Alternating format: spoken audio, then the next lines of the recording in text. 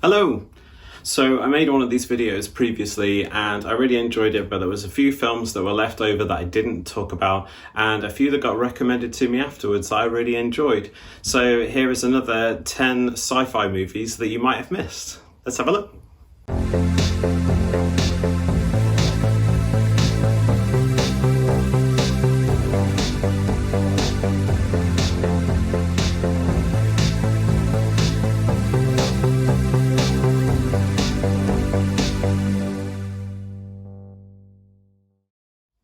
Okay, so first up is a movie called Predestination. Now this one stars Ethan Hawke and a fantastic breakout performance by Sarah Snook.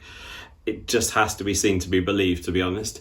But this one is all about temporal agents. They're time agents that go back into the past or sometimes to the future, and basically they're to stop huge crimes from being committed. But there's one specific criminal that sort of evaded Ethan Hawke or just plagued him all of his career, and he's out to get that one and enlists the help of Sarah Snook to do it. I can't recommend this enough. It's so good. The sci-fi aspect is incredible. The cinematography is wonderful. The action is very good.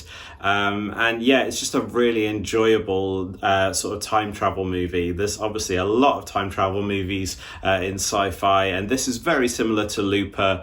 But I think it just kind of sticks to its guns and sticks to what it sort of planned to do, whereas Looper had a sort of big turn halfway through the movie and turned into something else. But yeah, check it out. Predestination is so good.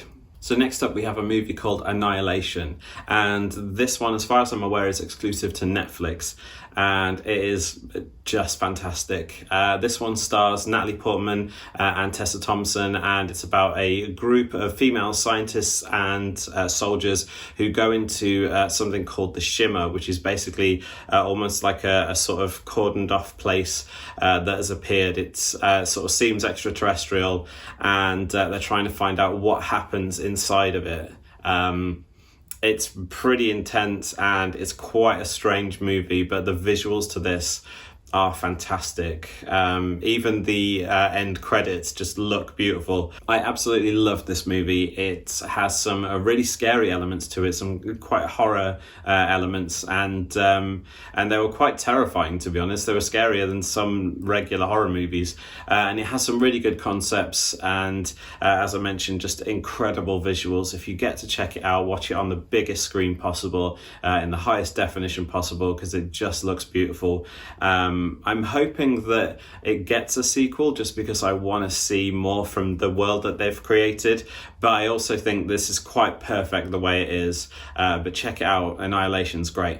Next up, we have a movie called Colossal, and this one is a strange one. It's kind of like a rom-com mixed with a sci-fi movie, but it works very well. It stars Anne Hathaway, and she basically plays someone who's had a really bad breakup and goes back to her hometown to sort of try and figure out what she's going to do next. And she goes on a bit of a drinking binge, wakes up and realizes that she's missed a load of news, and the biggest thing on the news is a massive giant kaiju kind of monster that's been terrorizing different parts or a certain part of the world. And she starts to figure out that she is somehow connected to that monster, and when she's in a certain place at a certain time, it basically mimics what she does. Different hand movements, hand gestures, it will mimic her. It's a really strange concept, and it works very well. It's quite a funny movie, but also just has some really touching performances as well. I think that this kind of flew under the radar for a lot of people, but if you get a chance to check it out, I really enjoyed it. I felt like there was certain parts in the movie in the middle where it kind of sagged a little bit, but it does have a really great ending, and just for the concept, it needs to be watched anyway. So yeah, Colossal, really good one. So now we have a movie called Pandora, and this one is all about a ship that is taking a colony full of people to another planet to try and re-inhabit it and recolonize. And a couple of crew members wake up out of their hypersleep when they're not meant to and realize that they don't really have any memory. They're still really disoriented and are trying to find out what's going on. And the more that they explore the ship, which is pretty much completely blacked out, the crew start to realize that some of the colonizers are basically mutating and turning into different sort of feral versions of themselves, and some other people are just out there trying to survive, so they're trying to figure out what's going on. This one also has some sort of horror elements to it, and it definitely has a lot of action in it as well. It has a bit of a sort of Event Horizon feel, and if you've ever seen that movie, I mean, obviously that is the pinnacle of sort of sci-fi horror, but Pandora feels very much along those lines, and it has some nice twists in it as well. It has some good revelations and some really strange concepts in it. So I would say, if you haven't seen it yet, definitely check out Pandora. So next up is a movie called +1 or Shadowwalkers, depending on where you are in the world. And this one is all about a group of teenagers, group of young adults who are going to a sort of very typical American party, lots of dancing, drinking, beers, all that stuff. At some point in the night, a comet hits and disrupts the power. And while that party is going on, it has some kind of time shift. And they basically start to realize that everyone in the party has almost been duplicated by a sort of past version of themselves that's sort of existed about an hour or two beforehand. And they start to realize that the sort of duplicates really can't exist in the same space, and they're either trying to kill each other or they're trying to figure out how to sort of live with this revelation. Again, a really great concept. It's quite well done as well. It's pulled off really, really well. And when it starts, when the sort of weird, wacky sort of time double starts, the special effects are really good. They work really, really well. I will say, I don't think the titles of this movie really worked in its favor at the time. There's already a rom-com called +1, and Shadowwalkers to me just sounds like some sort of fantasy young adult novel series. So I don't think that really helped. It flew under the radar, but if you get a chance to watch this, it's actually a lot of fun and a good movie to have, when there's a few people around, if you just want to watch something that's really entertaining and has sort of a sci-fi edge. This is a great one for that. So check out +1 or Shadowwalkers, I guess. Special guest. So now we have a movie called Vivarium, and this one stars Jesse Eisenberg, who is not annoying in this one, which is a revelation. And this one is all about a couple who are looking for their perfect home when they get to a sort of really strange suburban neighborhood. They find that when they're being shown around a house that they're basically almost going to be trapped in. They start to realize after the house viewing that they're stuck in a town that is just basically repeated on itself. It's almost like a cloned town. They just can't get out of it.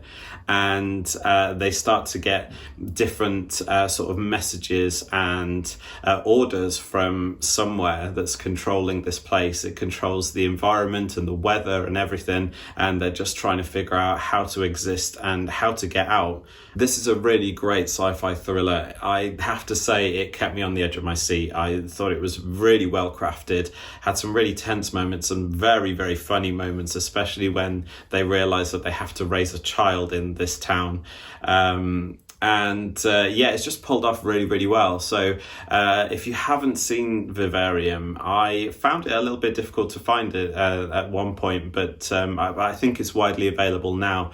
So definitely check it out. It's worth a watch. It's so good. So continuing on from the theme of sort of being trapped in a sci-fi movie, I've got a movie that I hope that you've seen, but if you haven't, you need to, and this needs to be in your collection, and that is The Cube. So this one is just a sci-fi classic. It's a real cult classic. And this one is all about a group of people who realize that they are stuck in essentially what is a maze of cubes.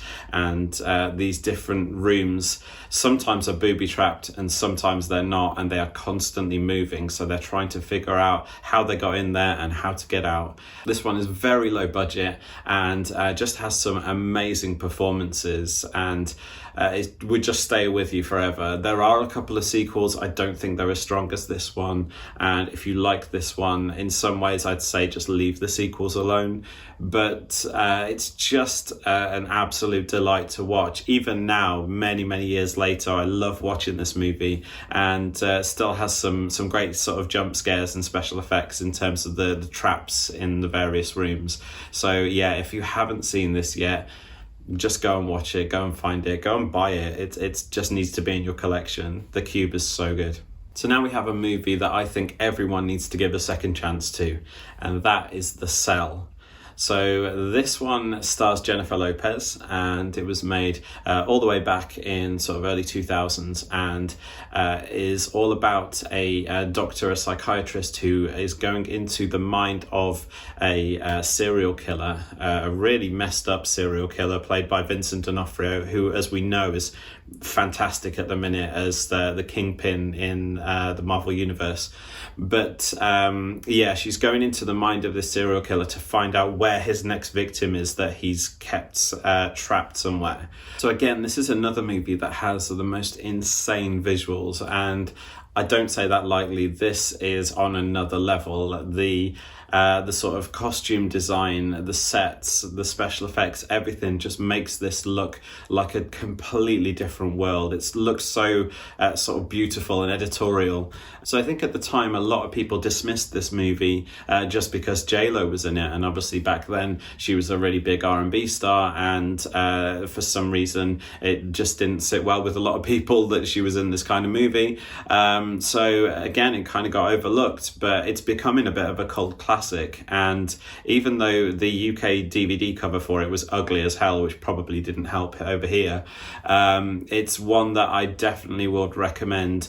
Find it on Blu-ray and watch it. It's stunning, and yeah, definitely one that you'll be thinking about for a long time. So The Cell. Next up, we have a movie called Primer, and stick with me on this one.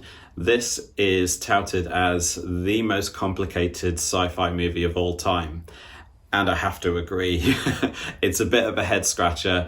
The way that the dialogue flows and the way that the sort of plot is explained is actually incredibly complex, but it is a very fun movie once you get your head around it. So Primer is about a couple of guys who realize that they've essentially invented a time machine, but it's a sort of time stasis machine.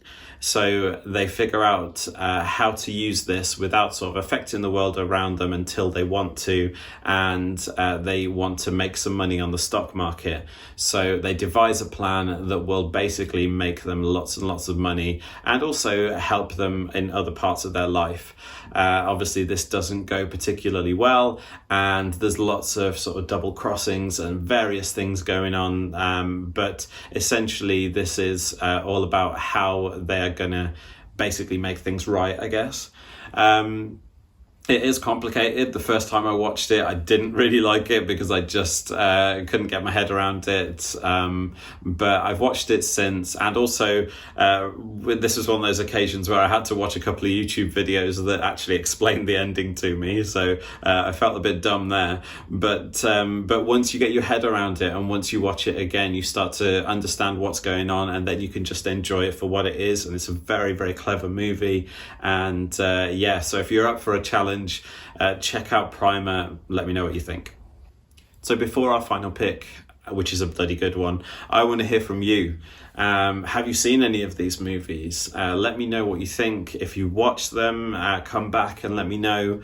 And also I want to hear about your favourite sci-fi movies. Are they cult classics? Are they ones that I've mentioned? Or are there any recommendations that you have for me? I've had some really good recommendations from some of the people in the comments on all of my videos, so thank you so much.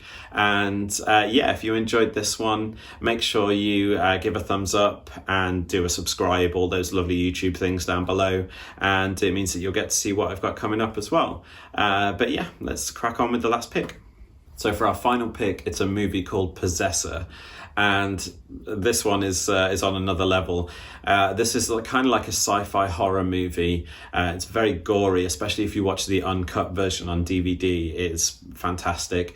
This one is all about a company who can put your consciousness into someone else's mind, and you basically take over their body for a little while and carry out an assignment, which is usually an assassination.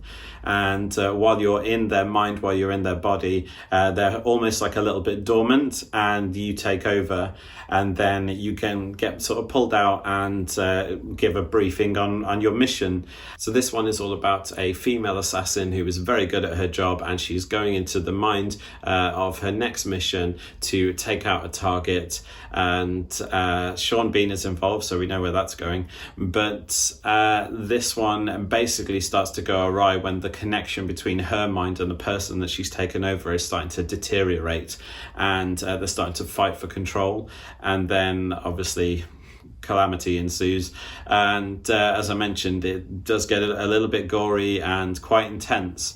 So yeah, if you haven't seen this one, go check out Possessor. I would highly recommend watching the uncut version if you can stand a bit of horror and a bit of gore. It's definitely worth watching just for the more intense side of sci-fi. But yeah, this one is definitely going to be a cult classic in future. So if you haven't seen it yet, go and find it. So that's it. That's another 10 sci-fi movies that I highly recommend that you might have missed. And as I mentioned, let me know in the comments if you do go and watch any of these, or you have seen them. Let me know what you think. And also, I'm always up for some more recommendations. If you think that there's any sort of sleeper hits that not many people are talking about, I would love to watch them. So yeah, thank you so much for watching, and thank you for sticking with me. This channel's been going for a year now, and I'm really enjoying it. Everyone has been so nice on in the comments, and has been really supportive. So thank you very much. And yeah, I've got some good videos coming up, including some more horror, more sci-fi, and maybe some more music videos as well. So let's see where this goes this year. But thank you for watching, and I'll see you soon. Bye.